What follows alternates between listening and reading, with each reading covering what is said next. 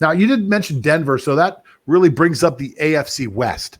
And you've been doing a great little segment on the What's on Sports the What's on Sports website, which of course is whatsonsports.com. You can go over and check it out. And by the way, guys, when you're over there, you can check out our brand new $2 sports club, which is amazing. It's right on the front page. You can check it out when you go to whatsonsports.com.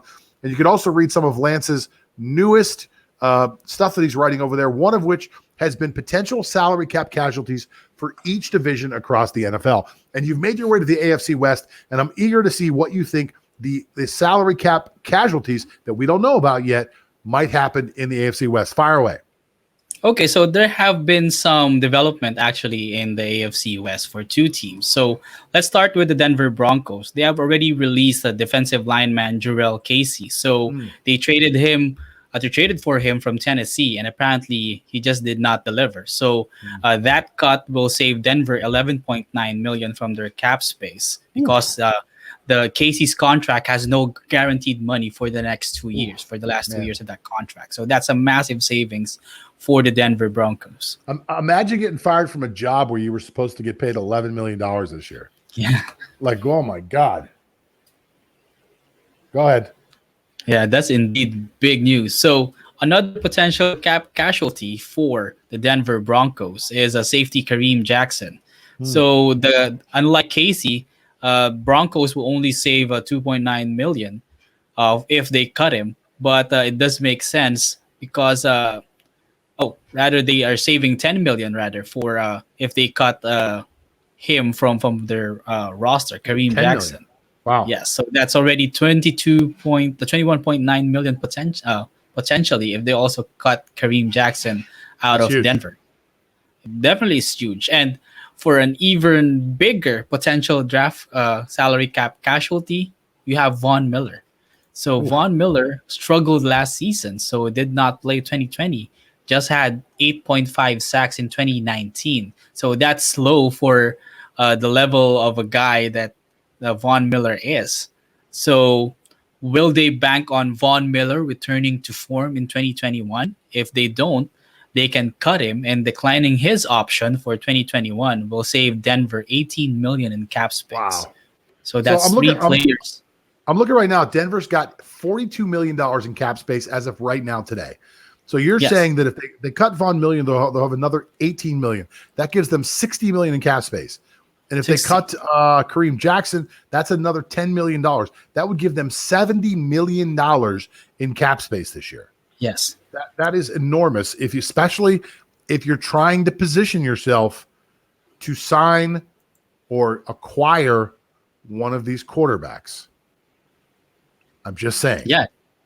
Why would you possibly clear all that space that you don't need?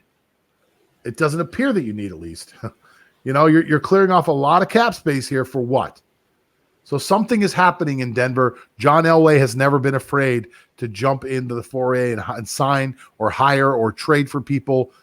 Something interesting is happening in Denver. Again, something that we don't know, banking from what happened to J.J. Watt. So let's just sit back, relax, and wait for what's going to happen. So that's a massive cap space for Denver that they are going to use going to war. And let's see who they can get from that enormous space that they can clear. Okay. What else you see happening in the AFC West? Okay, so next team in the AFC West, we have the Los Angeles Chargers. So they're lucky that they've had the revelation and offensive rookie of the year, Justin Herbert. But most of the cuts that they might have in the Chargers are on the defensive side of the ball. So one potential casualty is cornerback Casey Hayward, who had a down year in 2020, actually, even though he was an all-pro twice in his career. But cutting him makes sense because that's a savings of $9.75 million. So they have $21 million in cap space currently. So add 9, so they already have 30 just by cutting one player. Okay, just real quick, just a quick update from overthecap.com. They have $23,800,000 right now in cap space. So they're a little bit more than the number you have, at least according to Over the Cap. So $23 million. If they were to release Hayward, they'd have like $33 million in cap space. Around that number. Wow. Okay, so aside from Hayward, they can also let go of veteran nose tackle Linval Joseph. So unfortunately, though, that could be a potential cut. However, the question is, who do they have next in line at nose tackle? So Mm, there's a possibility of him getting cut, but they have to find his replacement in the roster because he doesn't have one. wow. So So letting just an interesting thing I just saw here, by the way. If they were to cut Joey Bosa, which I know they're not going to, if they were to cut Joey Bosa has a $63 million dead cap charge. It's one of the largest dead cap charges I've ever seen. But okay, I'm sorry, I didn't mean to interrupt you about the nose tackle. I just saw that and was yeah, like, that's just no, huge. that's just huge. And why would they do that though? So, I have no anyway. idea. I'm just saying if they were, it's $63 million this year. What a Yeah, what a massive waste of cap space. So yeah, going back to Linval Joseph. So if Hayward is will give 9.75 million in cap relief, Hmm. cutting Linval Joseph potentially adds another 7.9 million to Oh the cap wow. space of That is Los huge. Angeles. So that is really big. So you have like around 18 million just for two players, and there's more actually. So they can also cut on the offensive side of the ball, though. Right guard Trey Turner. So they got this guy again that did not live up to the hype. Traded away Russell Okung and then got this guy. Oh yeah. So sadly, his injuries made him a shell of himself. So he was bad in pass blocking, he was bad in run blocking, and there were other better and younger options in the roster of Los Angeles right now. And cutting him, and it makes sense that they would cut him eventually. They can save 11.5 million by just letting him go. Well, 11.5 million. I'm sorry, I'm reading all this off over the cap while we're talking. $11.5 million and zero dead money. So it's just a complete savings. Yes. So yeah, I mean, you get rid of a guy like that. It's like, look, we're just going to cut ties with you. There's no penalty for us, and we saved $11 million. Those three moves that you just talked about could put the Chargers in a $50 million cap surplus, where they would have money to go out and spend money on whatever they need to really build that team up. And listen, if they get Justin Herbert to come back and play like he played last year, you're talking about a team that can automatically compete out there. I mean, automatically compete. They just need to build their defense to really go after the Chiefs. And now we know exactly what it takes to do that. They need four guys up front that can rush, and the Chargers already have two. The Chargers already have two of those guys. Give them one more. Give them an Adama Sue, who's going to be a free agent this year and probably love the weather in California, or another tackle like that they can put inside. They can rush from the inside, and you look at the Chargers being a completely different team next year. That's interesting. All right, Yeah, what else you got? Yeah, what if eventually Shaquille Barrett eventually made it to the Chargers, though? Yeah, listen. Well, they already have two outside edge rushers there. Sorry, that didn't come out the way it was supposed to. So I don't know if they get another one, but I guess it's possible. If you got $60 million, you can definitely afford to bring in Shaq Barrett. Sorry about that. Okay, so speaking of the Chiefs, though, so we have already mentioned, and as shown in Super Bowl 55, most of their potential cuts will be on the offensive line. So they need a massive overhaul on the O-line, granted that it was the weak spot for them in that big game. So two potential cuts for the Chiefs in the offensive line is one is left tackle Eric Fisher. So it will be a tough cut for the Chiefs given that he's their most consistent player in the O-line. But it does make sense to also free up cap space because letting go of Fisher creates 11.9 million in cap space. So once they do that, it automatically signals that an offensive lineman will be their priority in the NFL draft, or they could go in free agency and get somebody to fill up that spot. Yeah, I think a lot of people are thinking the teams are just going to go into the draft, but look, there's not enough players in the draft for everybody. There just aren't.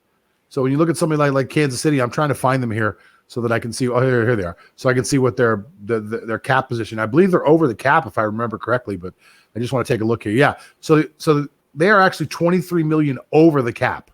Yes. That's huge, man. That is huge. Wow. 23 million over the cap. Look, tough moves have to be made. So Fisher's almost a $12 million savings and $3.1 million against your cap. So it'd save you $10 million. That's significant money against the 20 million deficit. Yeah, indeed. Significant money, man. So look, I guess you got to make that move, right?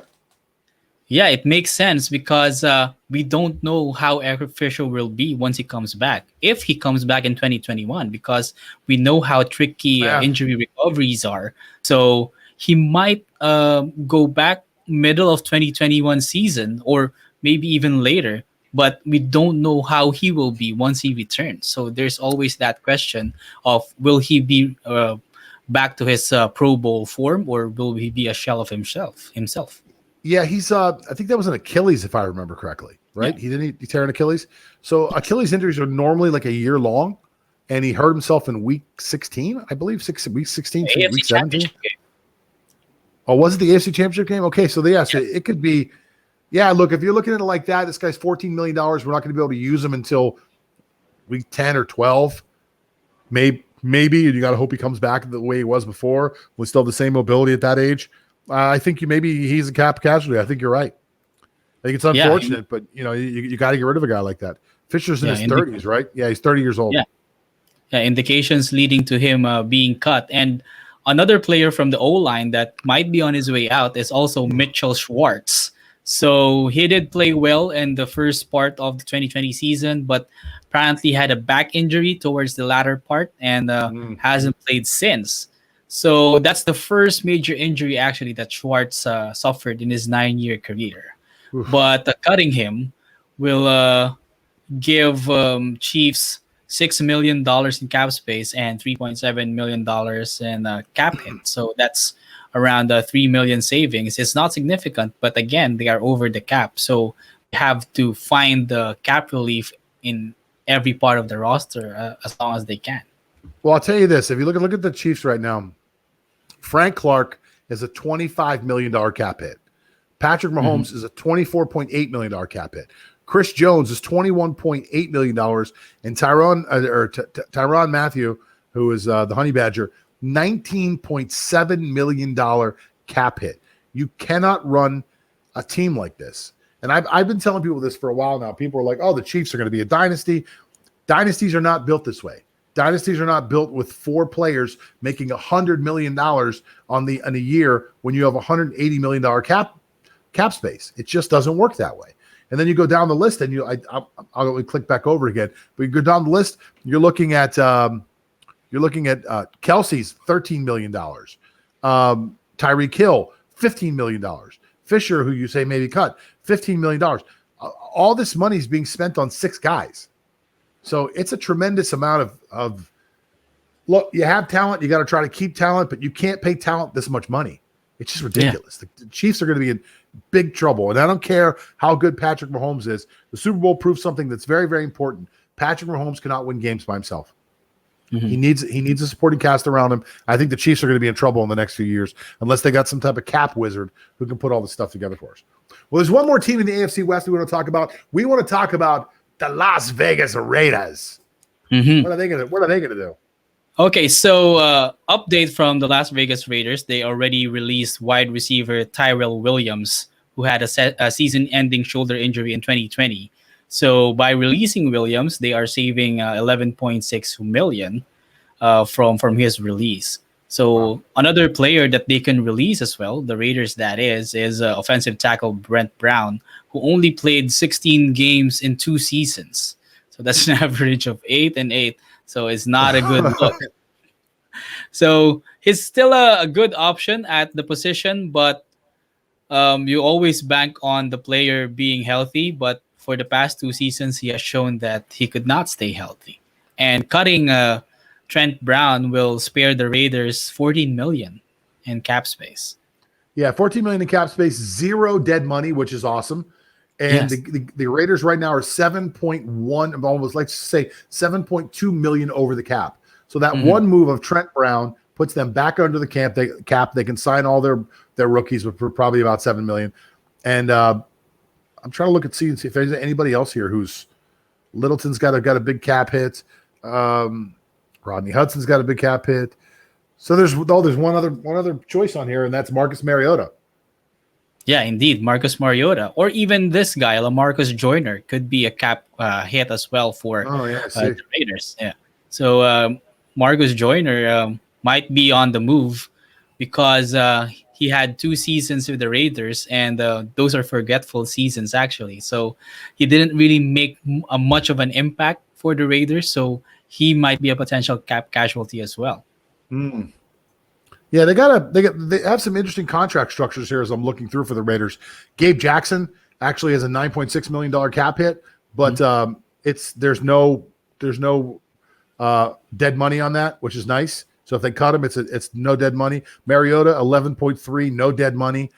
Trent Brown 14 million, no dead money. Those 3 moves right there. You cut those 3 guys along with any of the other guys you mentioned, and this is actually a team that could easily get under the cap and start to make just a little bit of noise in free agency, maybe get some players out there. Well, Lance, as always, fantastic work by you. A good work by our friends over at Over the Cap. I love that website.